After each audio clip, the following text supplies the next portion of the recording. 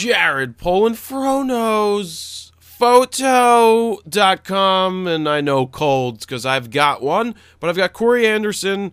I got that right. Corey Anderson on the line. He called the Skype line. Yes, the Skype line is still open. I do actually answer it, and I had to give him a call back because I was uploading a video. But Corey, how are you doing? I'm doing good.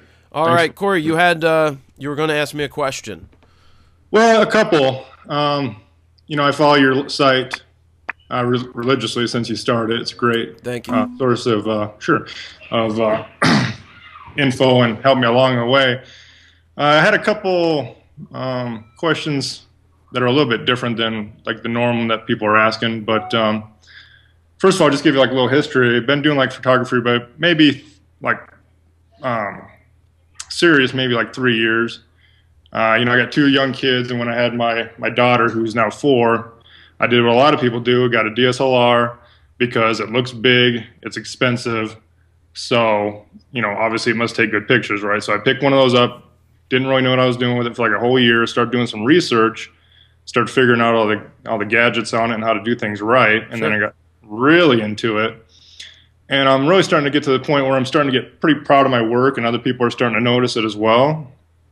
You know, I shoot my kids a lot, and then I dabble in other things. I guess my genres that I really do like is, you know, like weddings and portraits, but haven't done any weddings, and the only portraits I really do are for friends and family. Sure. I have a career, which I'm not going to give up because I love it, and you know, it's stable. Are you a cop? Oh, I am. How did I know that you're a cop? Because I sent you that thing when you sent me those shirts. Oh, that was you. And you probably remember that. You sent me the, you sent me this. Yeah. As a oh, thing. You can't see. I'll just show the people on the screen. Oh, see, I didn't know. See, I didn't put 2 and 2 together. I guess that you're a cop based on, you did? On your voice.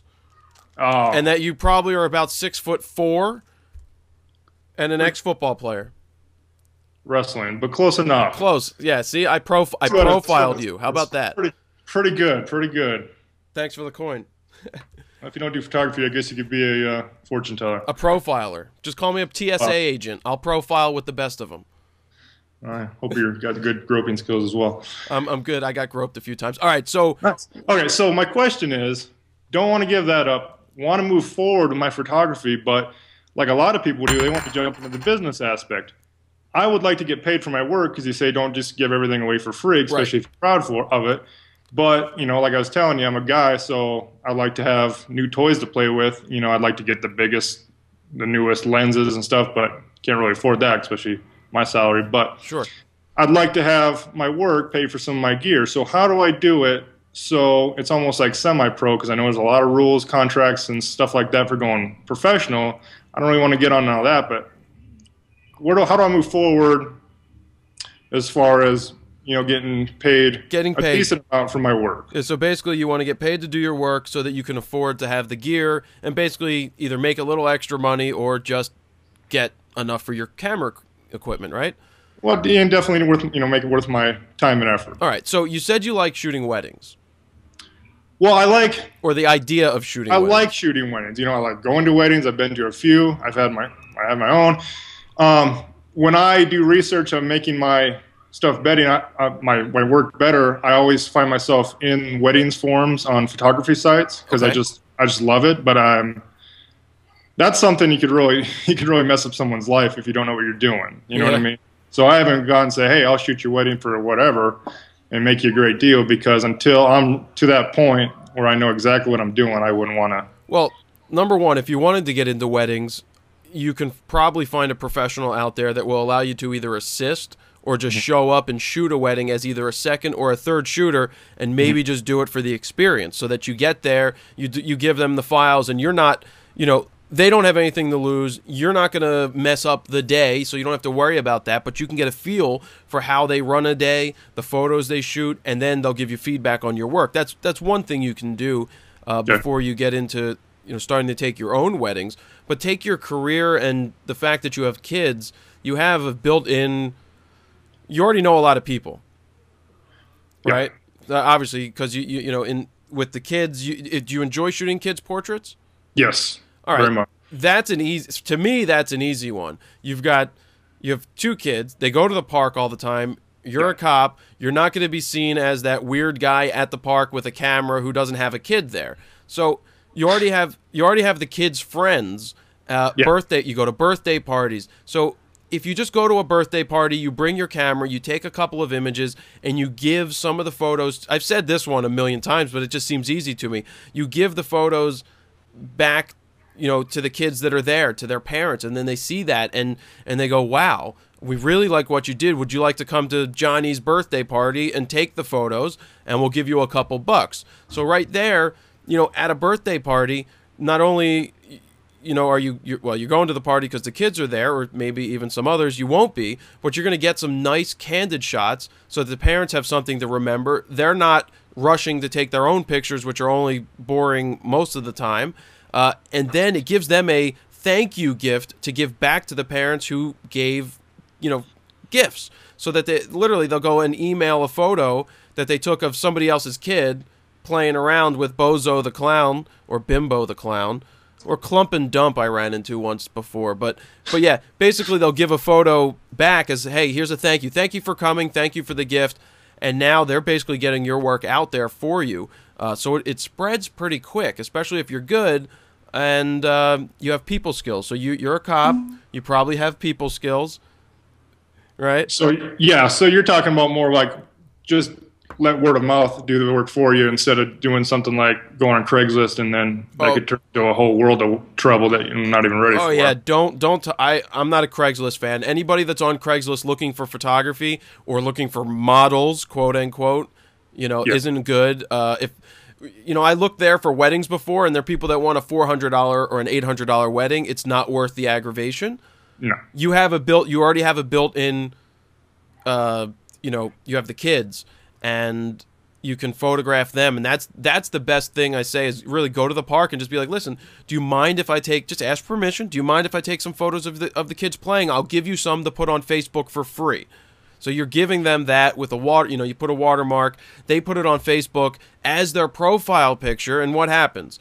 All their friends want to know. Yeah, 150, 200. We all have average 180 friends or something these days on there, and their friends see it, and that little gift that you gave to them gives you access to somebody that you don't know, who in that case that you can turn around and charge them for. And an average shoot for going to the park and photographing a kid, there's no reason why for an hour and a half of shooting that you shouldn't make $225, $325 for a full-on package, even $200. Even to say, listen, for $200, I'll come out and I'll take a photograph of take photos of your kids. I'll give you 10 photos to put up on Facebook and a couple of 8x10s. It's $200. If you add that on a Saturday or whenever you're off or at night, you do that a couple times a month, and you're subsidizing the car payment, or the mortgage and stuff like that. So it spreads like that. And I know I say it sounds, or I explain it in a way that seems easy to me, but it really does. If you're willing to just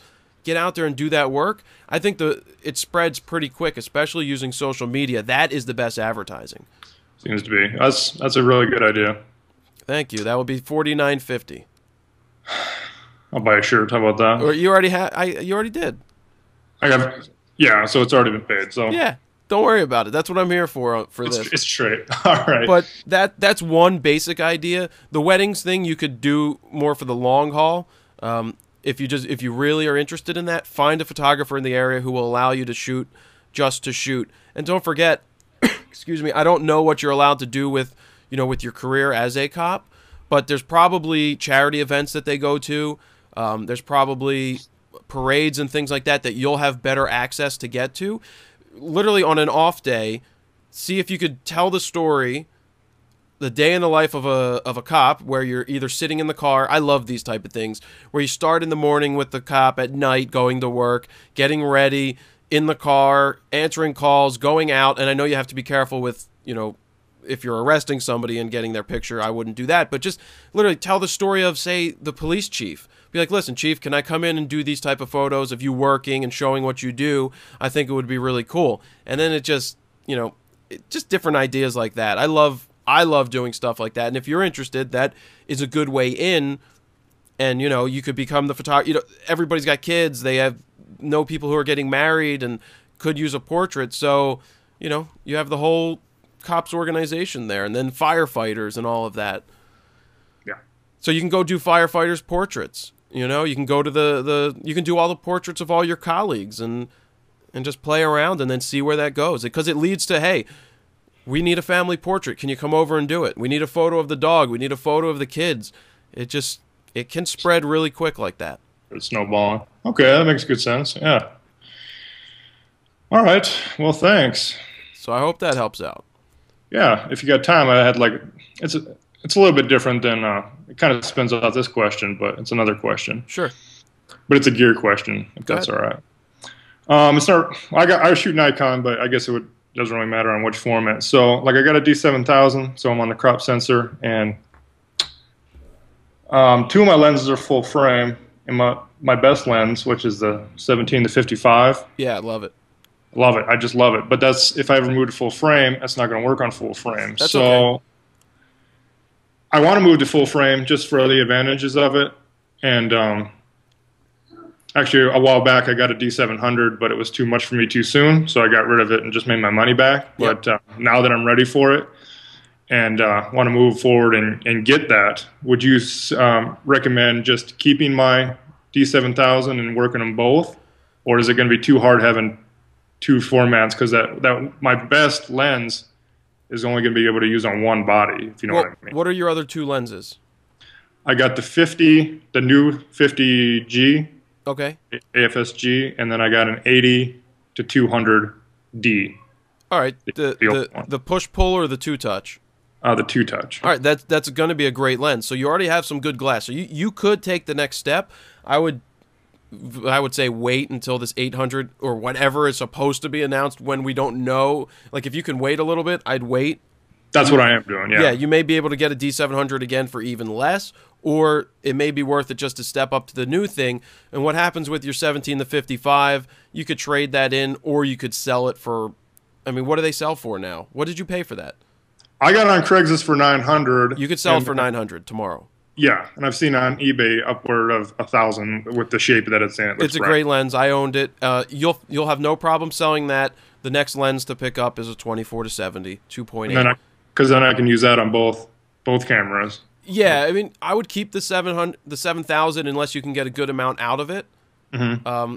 I shot with one body for quite a long time, and the 7000 is just a backup. It sits in the bag because it just does. But yeah, if you could get $1,000 out of that camera, which you should be able to, plus $900 out of that first lens, you're into a 24-70 really easy. Plus, maybe add a flash, and you're good. Okay. Yeah, to me, it's all about glass, and that's what I tell people. You have that 17-55. It's holding its value. People want to know, excuse me, how I got all of this gear. They sit there and go, "Wow, how'd you afford all of that?" I say it's a lot of smart thinking and planning on when I trade up. It doesn't cost me much more to invest in a better piece of glass when I've already got a $1,000 worth of, a lens that I can get $1,000 for, and a new lens is, say $600. So it's only costing me $600 to go to the new lens instead of $1,600. So, doing it smart, dumping what you can dump when you can, when it still holds its value, is definitely worth it. Yep. So, cool. Okay, cool. All right. That's all I got. All right, so I'll do an outro. Hang on the line and we'll finish up. But thank you for the coin again. Oh, well, thanks for everything and all the advice and hard work that you put into the site. No problem, no problem. So yeah, guys, the Skype line is still open. I do answer it. I do take calls and help people out when they do give a ring. Thank you, Corey, very much. Thank you. All right, Jared Poland, FroKnowsPhoto.com. See ya.